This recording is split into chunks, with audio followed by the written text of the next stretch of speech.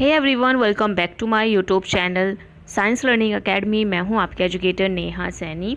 तो आज हम जो टॉपिक कंप्लीट करने वाले हैं वो है रेगुलर एंड डिफ्यूज रिफ्लेक्शन। ठीक है, जैसे कि हम ऑलरेडी पढ़ चुके हैं रिफ्लेक्शन क्या होता है। अब हम देखेंगे कि रेगुलर और डिफ्यूज रिफ्लेक्शन क्या होता है। ठीक है, तो यहाँ पर आपके एक्टिविटी 16.4 के अंदर दिया गया है, Imagine that parallel rays are incident on a irregular surface as shown in figure 16.6। ठीक है, तो आपको इमेजिन करना है कि जो पैरेलल रेज है वो इंसिडेंट हो रही है किस पर, एक रफ सरफेस या इरेगुलर सरफेस पर। ठीक है, Remember that the law of reflection are valid at each point of surface. Use these laws to construct reflected rays at a various point.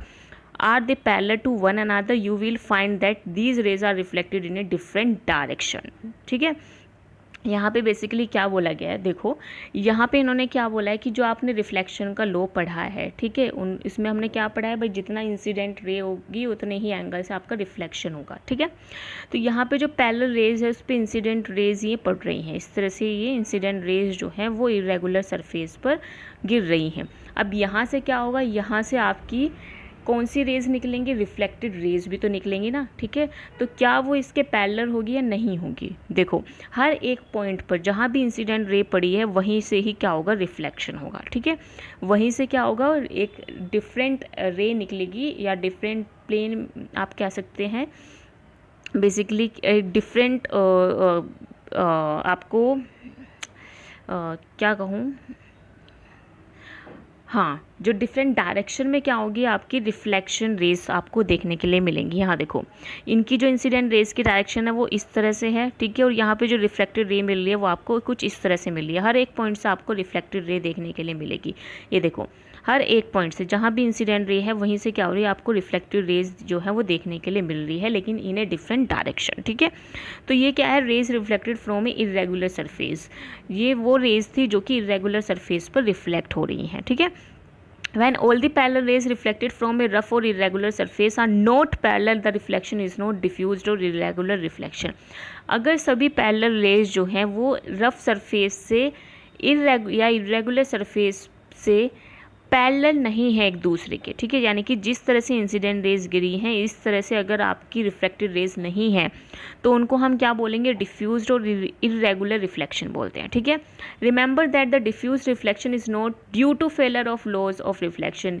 यह चीज़ आपको याद रखनी है कि जो डिफ्यूज रिफ्लेक्शन है वो लॉ ऑफ रिफ्लेक्शन के फेल होने की वजह से नहीं है।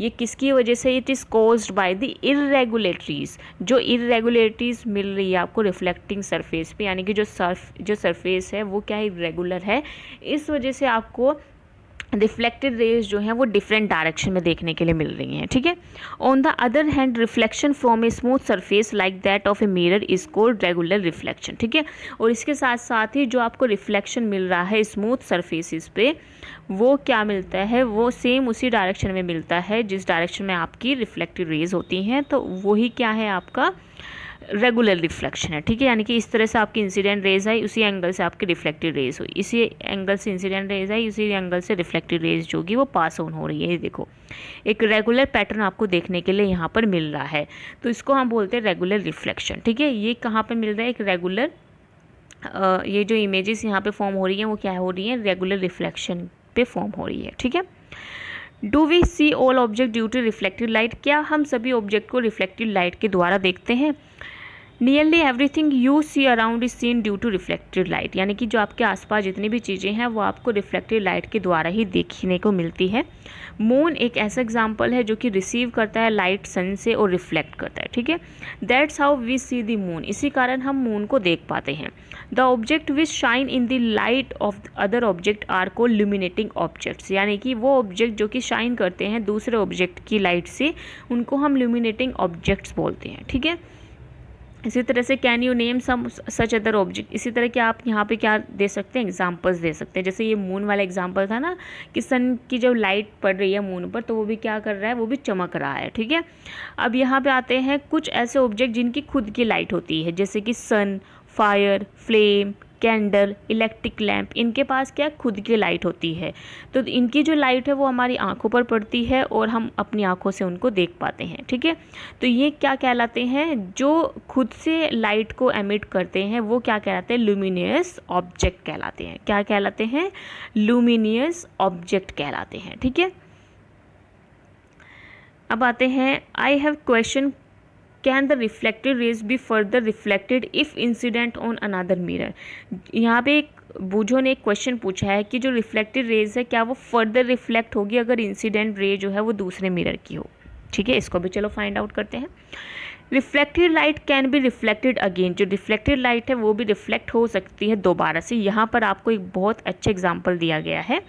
Recall the last time you visited a hairdresser, आपको रिकॉल करना है कि जब आप हेयर ड्रेसर के पास गए थे। She and he makes you sit in front of mirror, वो क्या करती है आपको, या वो क्या करते हैं आपको मिरर के आगे बिठा देते हैं। और जब आपके हेयर कटिंग कंप्लीट हो जाती है तो पीछे से वो मिरर को पकड़ते हैं, सेकंड मिरर को, और वो आपको फर्स्ट मिरर में दिखाते हैं, ठीक है, कि आपके पीछे के बाल जो हैं वो सही से कटे हैं नहीं कटे हैं।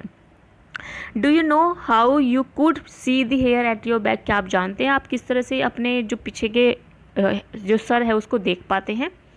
पहली recall having constructed a periscope as an extended activity in class 6, ठीक है। जो पहली ने है उन्होंने रिकॉल किया कंस्ट्रक्टेड पेरिस्कोप को। पेरिस्कोप अभी मैं यहाँ पर एक इमेज आपको यहाँ पर लगा दूंगी, आप अभी देखिएगा, ठीक है। ये क्या है, पेरिस्कोप है। तो पेरिस्कोप क्या होता है, पेरिस्कोप की वजह से हम क्या कर सकते हैं, उसमें क्या होता है, 2 प्लेन मिरर्स होते हैं और इसकी वजह से हम जो रिफ्लेक्शन है 2 मिरर की वजह से हम किसी भी ऑब्जेक्ट को देख सकते हैं जो कि ऑब्जेक्ट हमें दिखाई नहीं दे रहा है, ठीक है, इन 2 प्लेन मिरर की मदद से। Periscope are used in submarines के अंदर ये पेरिस्कोप यूज़ होता है, टैंक्स के अंदर यूज़ होता है, और also used in the bunkers to see the things, ठीक है। जो सोल्जर्स के जो बंकर्स होते हैं, बंकर्स की मैं इमेज अभी यहाँ पर लगा दूंगी, अभी देख लीजिए, ये है सोल्जर का बंकर। तो इसकी वजह से हम क्या करते हैं, जो बाहर की चीज़ें हैं उनको, जो सोल्जर्स है वो आउटसाइड की जो चीज़ें हैं उनको देख सकते हैं इन बंकर्स की मदद से, ठीक है। अब आता है multiple images. You are aware that a plane mirror forms only a single image of an object. आपको पता है कि जो प्लेन मिरर है वो एक single image of an object को बनाता है। What happen if 2 plane mirror are used in combination, क्या होगा जब आप 2 प्लेन मिरर को एक साथ कॉम्बिनेशन में यूज़ करोगे। तो यहाँ पे 16.5 एक्टिविटी दी गई है। इसमें क्या दिया गया है, आपको 2 प्लेन मिरर लेने हैं, उन दोनों प्लेन मिरर को आपको 90 डिग्री पर रखना है, ठीक है, राइट एंगल में रखना है इस तरह से। ये देखो यहाँ पे एक प्लेन मिरर तो ये रहा, ये वाला एक, तो एक प्लेन मिरर ये रहा, एक प्लेन मिरर ये रहा, इन दोनों को किस में रख दिया, 90 एंगल पे रख दिया एक दूसरे के, ठीक है। इनकी एजेस जो हैं वो ज्वाइन कर दिए। To hinge them you can use adhesive tape, इनको आप ज्वाइन करने के लिए या इनको मतलब एक साथ ऐसे चिपके रहने के लिए आप एडेसिव टेप का भी यूज़ कर सकते हैं। फिर आपको क्या रखना है, यहाँ पर एक कॉइन रखना है और कॉइन को मिरर में देखना है, ठीक है। आपको क्या रखना है, place a coin in between the mirror, mirror के बीच में आपको क्या रखना है, कॉइन रखना है। तो आप क्या देखोगे, आपको यहाँ पे 3 कॉइन्स दिखा दे रही, 3 कॉइन्स की इमेजेस दिखाई दे रही होंगी, 1 2 3 1 2 3, ठीक है। तो now hinge the mirror using the adhesive tape at different angles. अब आप यहाँ पे क्या राइट एंगल पे रखा हुआ था, यानी कि 90 पे रखा हुआ था। अब आप इसको एडेसिव टेप की मदद से इसको डिफरेंट एंगल्स पे रख सकते हैं, 45 60 120 180, और आप डिफरेंट ऑब्जेक्ट्स को यहाँ पर रख करके देख सकते हैं कि कितनी इमेजेस जो है वो फॉर्म हो रही हैं, ठीक है। Finally set the 2 mirrors parallel to each other, find out how many images of a candle placed between them. आप इस तरह से 2 मिरर को भी क्या कर सकते हैं, स्टैंड कर सकते हैं और देख सकते हैं कि आप कितनी मिरर इमेजेस जो हैं वो बन रही हैं, ठीक है। ऐसे अगर आप पैरेलली रखेंगे तो आप ये भी देख सकते हैं कि कितनी मिरर की इमेजेस जो हैं इस जो कैंडल आपने सामने रखी हुई है उसकी बन रही है, अगर आप पैरेलल कोई मिरर रखते हैं, ठीक है। 2 मिरर आपको रख देने हैं और सामने इसके कैंडल रख देनी है और फिर देखना है कि कितनी इमेजेस फॉर्म हो रही हैं, ठीक है। तो आपको यहाँ पर क्या देखने के लिए मिलेगा, मल्टीपल इमेजेस आपको देखने के लिए मिलेगी, जिसमें क्या हो रहा है, आपको बहुत सारी इमेजेस जो हैं कैंडल की, कॉइन्स की देखने के लिए मिल रही हैं, ठीक है। तो ये होता है आपका मल्टीपल इमेजेस का concept. Okay, can you now explain how can see the back of your head at your dresser soap. तो अब आप इजीली बता सकते हैं कि जो आइडिया है नंबर ऑफ इमेजेस का, ठीक है, वो मिरर पे जो मिरर पे जो एंगल बन रहा है उसी एंगल पे आपको दिखाई देता है, ठीक है। यानी कि जो आपका फ्रंट वाला जो मिरर है और जो पीछे वाला जो मिरर है, तो उनके बीच में जो एंगल बन रहा है उसकी वजह से ही जो मल्टीपल इमेजेस जो हैं हमें दिखाई देती हैं मिरर के अंदर, ठीक है।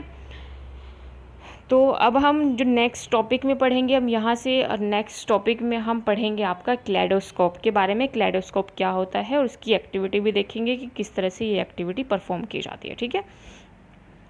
अब मिलते हैं आपको नेक्स्ट सेशन में, जिसमें हम जो नेक्स्ट टॉपिक्स हैं इनको कंप्लीट करेंगे। और इस चैप्टर में अभी आपके बहुत सारे टॉपिक्स वैसे रह रहे हैं, इनको भी जल्दी से जल्दी हम नेक्स्ट टू नेक्स्ट क्लास में कंप्लीट करने की कोशिश करेंगे। ओके, चलिए, bye bye everyone, thanks for joining. आज के लिए बस इतना ही।